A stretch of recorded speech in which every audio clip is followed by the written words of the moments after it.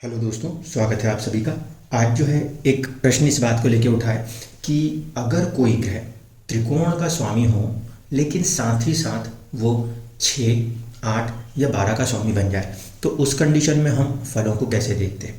तो इसको लेकर अगर हम चर्चा करें, इसके लिए लगन विशेष बिल्कुल फिक्स हो जाता है।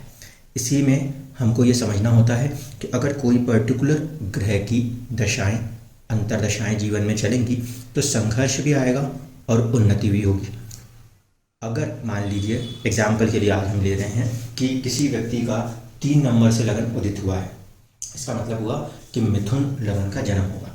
जब मिथुन लगन का जन्म होगा तो सबसे पहली चीज़ जो किसी भी लगन कुंडली में हम देखते हैं वो ये देखते हैं किस प्रकार के ग्रहों ने व्यक्ति के जीवन में शुभ भावों में अपना आधिपत्य रखा है।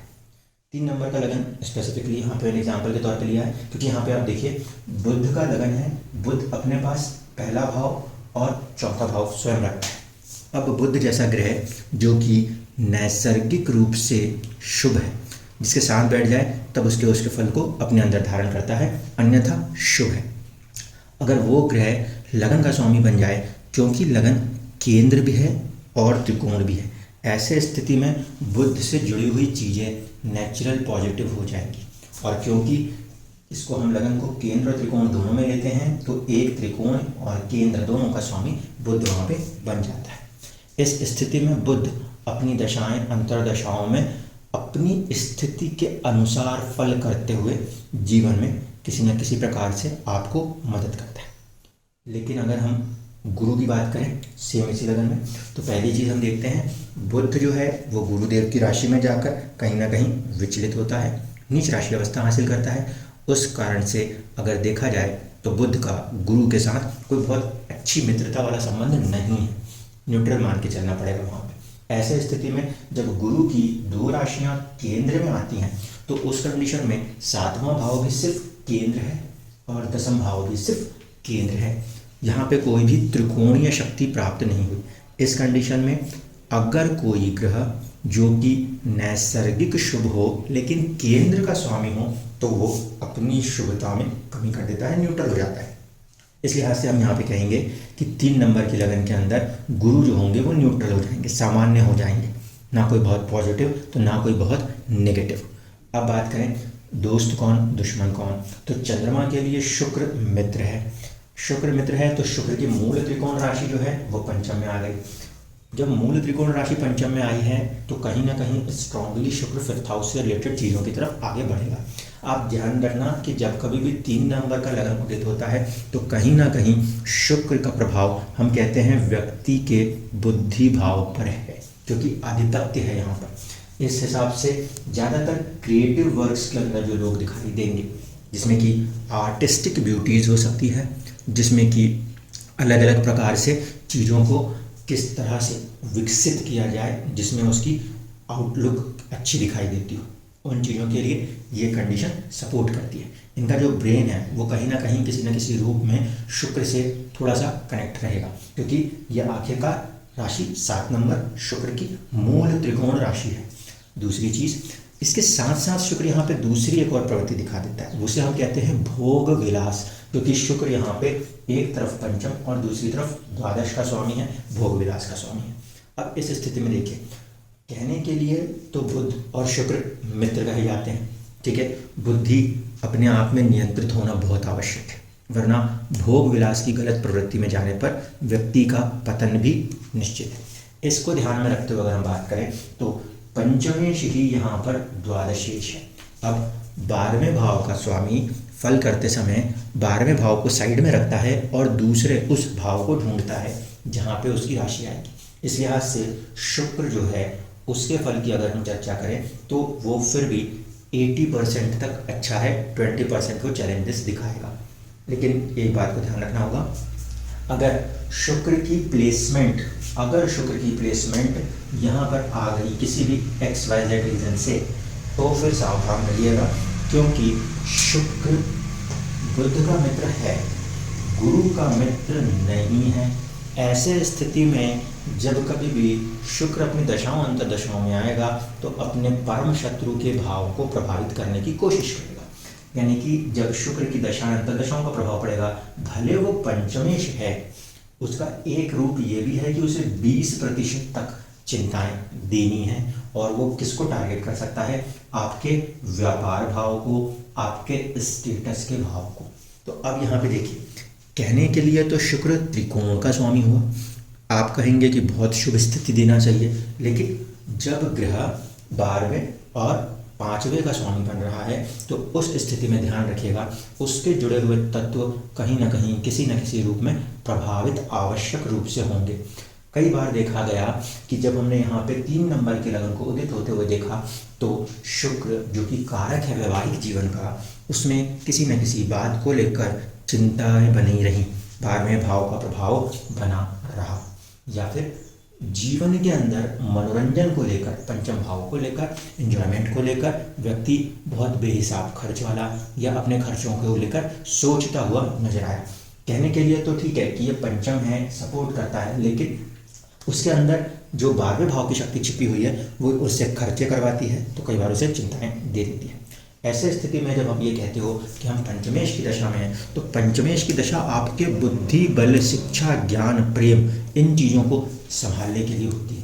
लेकिन साथ ही साथ इसको नहीं भूला जा सकता कि ये एक पर्टिकुलर सेकंड हाउस उस ग्रह का होता है, उसके साथ कैसा बैठा है, उसके ऊपर क्या प्रभाव दिखा रहा है, वो चीज़ इसमें इंक्लूड करना आवश्यक है। दूसरा, जब कभी भी वो पर्टिकुलर ग्रह चलेगा तो जो दूसरे ग्रह हैं जिनसे उसकी मित्रता नहीं है, जिसे वो अपना अतिशत्रु मानते हैं, कहीं ना कहीं उसके भावों को प्रभावित आवश्यक रूप से करेगा। ऐसे स्थिति में भले हम ये पढ़ते हैं कि पंचमेश की दशा चल रही है, अच्छा होगा और ये होगा वो होगा, लेकिन वो पंचमेश की दशा व्यक्ति के खुद के आपके स्वास्थ्य के लिए वहाँ से त्रिकोण की एनर्जी बना रही है, उसको ओके कर देगी। बस इसमें आप ये नहीं कह सकते कि इसकी दशा चलने पर आपको 7th हाउस, 10th हाउस या 4th हाउस में कोई एक्स्ट्राऑर्डिनरी रिजल्ट मिल रहा है। ये इसलिए होता है क्योंकि हम दशम से देखें, स्टेटस से देखें, तो ये जो है अष्टम बन जाएगा और शुक्र यहाँ पर इससे 3 घर आगे का स्वामी है। इसलिए एक तरफ अपने स्टेटस में करेज और पराक्रम की आवश्यकता है और दूसरी तरफ बदलाव की, तो ये जीवन में बदलाव दिखा सकता है स्टेटस के अंदर। इसी तरीके से अब चलिए शनि के साथ, शनि और शुक्र के बीच में हम मानते हैं नैसर्गिक रूप से मित्रता है, लेकिन शनि की एक राशि अष्टम में पड़ी है और एक राशि आपके नवम में पड़ी है। नवम में राशि पड़ने से तो हमारे लिए शनि शुभ हो गया कि वो एक त्रिकोण का स्वामी हो गया, लेकिन वो पूर्ण शुभ नहीं हो पाया क्योंकि एक सिर्फ त्रिकोण का स्वामी है, केंद्र का स्वामी नहीं है। अगर कोई ग्रह केंद्र और त्रिकोण दोनों का स्वामी बनता और कठोर ग्रह होता तब वो शुभता हासिल करता, यहाँ पे वो अष्टम का स्वामी है। ऐसे स्थिति में शनि यहाँ पे जो होगा वो तटस्थ हो जाएगा, वो न्यूट्रल हो जाएगा। जैसे अभी गुरु हुआ था यहाँ पर, सेम वैसे ही इस केस में शनि जो होगा वो तटस्थ हो जाएगा, न्यूट्रल हो जाएगा। अब वो न्यूट्रल हुआ तो अब क्वेश्चन आता है वो रिजल्ट कहाँ के ज़्यादा देगा। तो कोशिश तो शनि यहाँ पे भाग्य को देने की करता है, लेकिन एक तो वो खुद देवी का स्वामी और दूसरा उसके पास डिपार्टमेंट भी देवी का। तो ऐसे में जीवन के अंदर भाग्योदय में जब भी इनकी आगे बढ़ने की संभावनाएं बनती है, तब तक कोई ना कोई अनसीन प्रॉब्लम्स का सामना होता है, अचानक से किसी न किसी तकलीफों का सामना होता है। क्योंकि जब शनि एक्टिव होगा तो वो अष्टम के लिए भी एक्टिव होगा और नवम के लिए भी होगा। तो जब भी हम यहाँ देखते हैं कि ऐसे व्यक्ति के भाग्य में किसी भी प्रकार के बदलाव को वो दिखाना चाहता है, तो उस कंडीशन में लाइफ के अंदर एकदम से बड़े चेंजेस दिखाने की कोशिश करता है। कोई चीज़ स्मूथली चल रही होगी उसको डिस्टर्ब कर देगा, और कोई चीज़ डिस्टर्ब चल रही होगी उसको एकदम से स्मूथ कर देगा। तो शनि यहाँ पे भले नवम का स्वामी है, लेकिन जब फल की बारी आएगी तो वो अपने साथ अष्टम की ऊर्जा को भी लेके आएगा। स्वास्थ्य के लिहाज से देखा जाए तो हम कह सकते हैं कि हाँ शुभ है, लेकिन वही शनि को आप यहाँ से ऑब्जर्व करके देखें तो आपके दशम से वो 12th हो जाएगा, और आपके ये जो सेकंड हाउस है वहाँ से देखा जाए तो वो 8वां घर है। तो संचित धन के ऊपर कहीं ना कहीं प्रभाव दिखाने की कोशिश कर सकती है शनि की दशाएं, अंतरदशाएं 3 नंबर के लगन वालों के लिए। कई बार अचानक के तत्व से संचित धन की प्राप्ति देखने को मिल जाती है। बहुत ही तेजी से धन के विकास के अंदर शनि अपनी किस्मत को भी कई बार खोलता है, और कई बार अगर उसकी प्लेसमेंट डिस्टर्ब हो गई, वक्र अवस्था में आके अगर वो डिस्टर्ब हो गया तो चलते हुए आय के स्रोतों को भी एक झटके में ऊपर से नीचे कर दिया करता है। भले वो स्वामी भाग्य का है, लेकिन जब वो भाग्य का स्वामी है तो साथ साथ वो आपके दशम से 12वें का स्वामी है, स्टेटस को हिट करने की पूरी कोशिश करता है। व्यापार के लिहाज से देखेंगे तो 3 घर आगे का स्वामी है, वहाँ पे भी साहस पराक्रम की मांग करता है। इसीलिए भले वो ग्रह हमारे लिए एक त्रिकोण का स्वामी है, लेकिन उसके पास दूसरी राशि का अष्टम प्रभाव भी होने के कारण वो हमें चुनौती देता हुआ चलता है। तो अगर ऐसी स्थितियां हों तो प्रेडिक्शन में क्या हम लेते हैं, प्रेडिक्शन में हम यहाँ पे सीधे मान के चलते हैं, जहाँ पे हम कहेंगे शनि न्यूट्रल होकर फल करेगा। न्यूट्रल होकर फल करेगा तो मतलब जहाँ उसको परिस्थितियाँ सही बनती दिखी वो सही के साथ हो गया, जहाँ उसको परिस्थितियाँ गलत बनती हुई दिखी वो गलत के साथ हो गया। शुक्र यहाँ पे क्या है, वो रहेगा तो शुभ, रहेगा तो उन्नति कारक, लेकिन उसकी उन्नति के अंदर भी आपके जीवन में किसी न किसी रूप में चिंताएं छिपी हुई होंगी। अब बचता है मंगल। मंगल जो है वो बुध का मित्र नहीं है और उसका पोर्टफोलियो भी अच्छे भाव से नहीं मिला, 6ठे से मिला है और 11वें से मिला है। ऐसे स्थिति में मंगल और बुध को क्योंकि हमने परम शत्रु रूप में माना हुआ है, तो हम ये कह सकते हैं कि 3 नंबर का लगन जब भी उदित हुआ है वहाँ पर व्यक्ति ने अपने साहस पुरुषार्थ को इस्तेमाल करना पड़ता है अपने जीवन में, अपने नौकरी के लिए और अपने इनकम के लिए, क्योंकि मंगल की प्रवृत्ति आती है और मंगल की प्रवृत्ति बुध को सपोर्ट नहीं कर रही होती। तो इस सेंस में हम ये कह सकते हैं यहाँ पे इवन दो कि आपको बहुत सारे ऐसे लोग मिलेंगे जिनके पास अच्छा खासा पैसा है, अच्छा खासा पैसा है तो वो इस बात के लिए क्योंकि वो मंगल की ऊर्जा से चल रहे होंगे, लेकिन जब दशा अंतरदशाएं मंगल की पड़ेंगी उस समय वो पर्टिकुलर मंगल दूसरे पैसे कमाने के लिए तो आगे आ जाएगा, आतुर होकर काम कर देगा। पूरे का पूरा प्रभाव कहीं ना कहीं शरीर पे पड़ेगा, मन पे पड़ेगा, क्योंकि रोग भाव का स्वामी और 11वें भाव का स्वामी है। 11वें भाव को भी हम कोई बहुत शुभ रूप में नहीं ले पाते और 6ठा रोग भाव जो है उसका स्वामी कोई भी बहुत अच्छे फल एकदम से क्रिएट नहीं कर पाता जब तक कि विपरीत राजयोग स्थितियाँ ना उत्पन्न कर ले तब तक। इस कारण से मंगल की दशा आर्थिक उन्नति या दोस्तों के साथ तो जोड़ सकती है, लेकिन स्वास्थ्य के प्रति वो दशाएं चिंताजनक कही जा सकती है।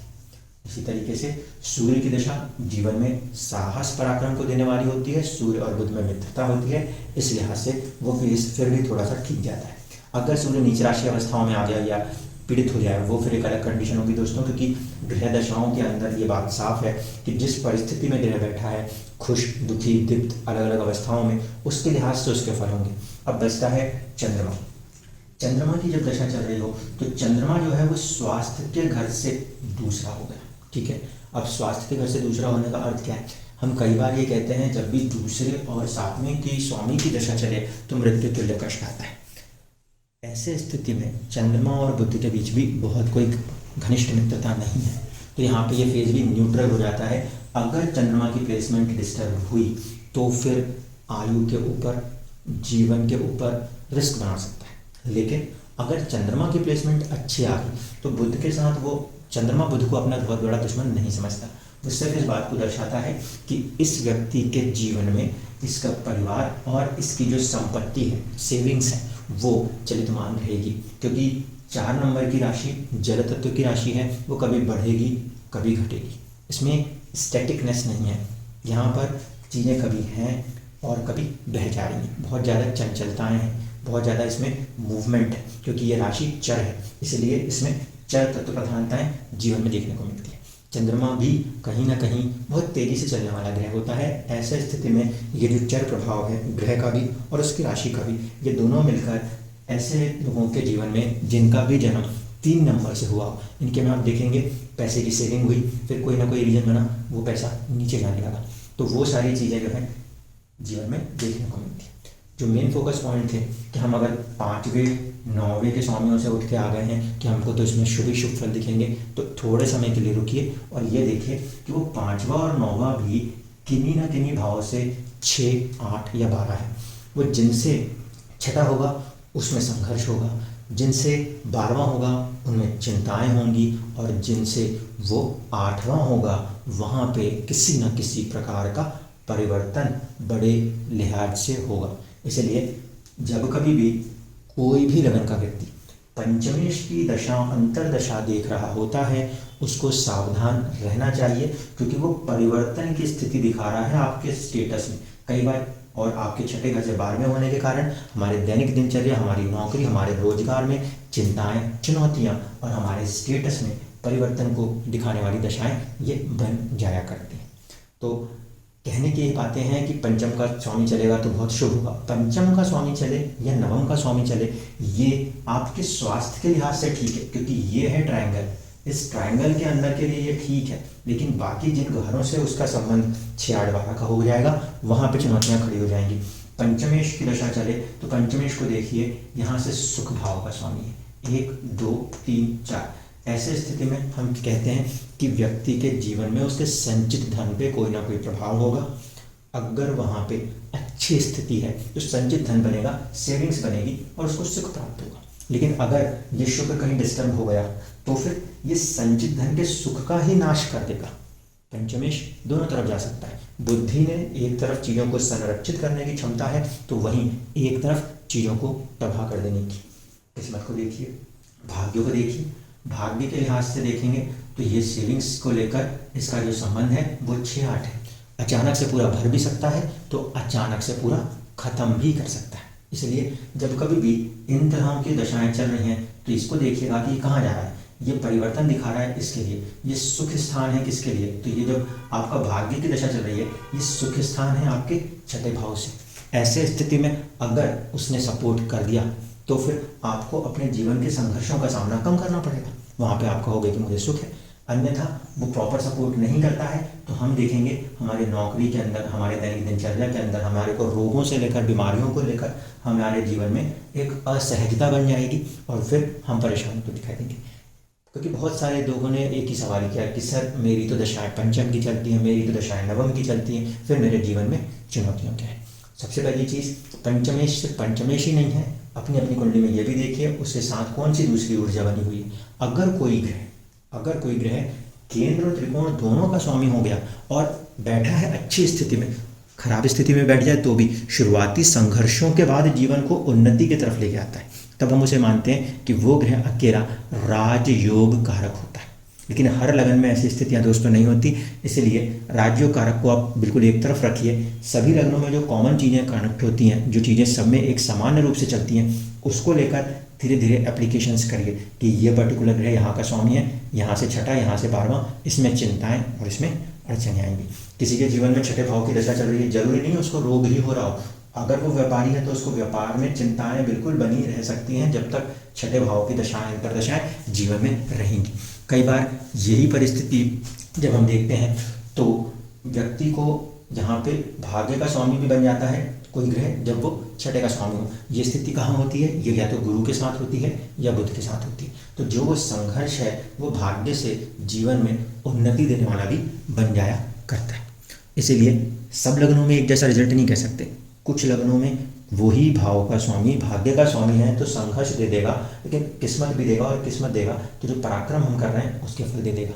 इसलिए जब कभी भी ऐसी चीज़ों को ऑब्जर्व करें, एग्जाम्पल के तौर पे कहूँ तो अगर कर्क लगन का कोई व्यक्ति है और गुरु की दशा में है तो उसको गुरु की दशा में कहीं ना कहीं चुनौतियों का सामना करना पड़ जाता है अपने व्यापार या वैवाहिक जीवन के ऊपर, और भाग्य का स्वामी होने से वो उसको एक सपोर्ट भी दे रहा है। लेकिन मूल त्रिकोण राशि जहाँ जाएगी उसके तत्व बढ़ जाएंगे। फिर हम भले ये कहते रहें कि सर दशा तो चल रही है पंचमेश की, लग्नेश की या भाग्येश की, जीवन में संघर्ष आ रहा है तो इसलिए क्योंकि जो ग्रह चल रहा है वो किसी एक को अपना मूल त्रिकोण देख रहा है वहाँ का, और जो भी दूसरा भाव है उसके फल को वो मिश्रित करके ही देगा। वो ये नहीं ध्यानता कि मैं सिर्फ पंचम का स्वामी हूँ तो मैं पंचम को देखूँ 12वें को ना देखूँ, ऐसा नहीं होता। इसलिए जब भी ये दशाएं चलेंगी तो आपको रिजल्ट मिक्स होंगे। कंडीशन ये देखनी है, अगर इसके विपरीत स्थिति बन जाए, 8 नंबर का लगन बने और शुक्र की बात करें तो शुक्र पूरी तरह से 12वें का स्वामी है, यानी चिंताएँ 80% है, 20% की खुशी है। इस पर्टिकुलर 3 नंबर में शुक्र को देखें, 80% ठीक है, 20% चिंताओं को लेके चलेगा। धन्यवाद।